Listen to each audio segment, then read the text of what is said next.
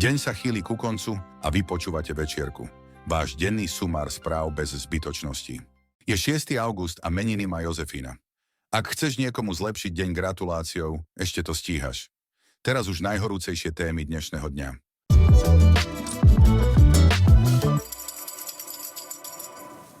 Rodičia čakajúci na výplatu podielu dane z príjmov svojich detí by mali vedieť, že termín vyplatenia priamo závisí od toho, kedy ich dieťa podalo daňové priznanie. Pričom pri predĺžení lehoty môžu peniaze prísť až na konci októbra. Slovenská sporiteľňa plánuje v noci zo 7.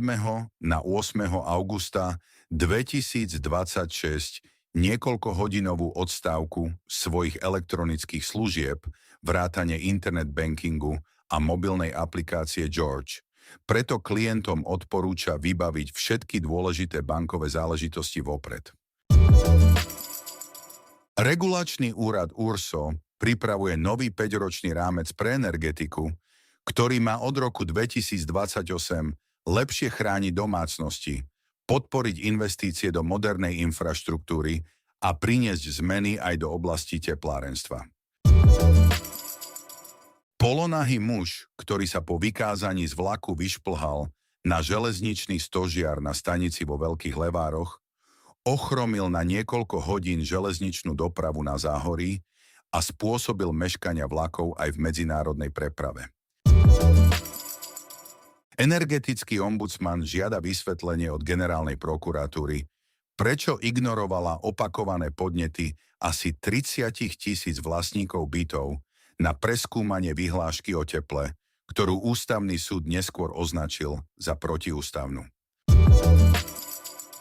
Miestni pestovatelia z okolia Trnavy dodávajú čerstvé slovenské zemiaky a cibulu do predajní Coop.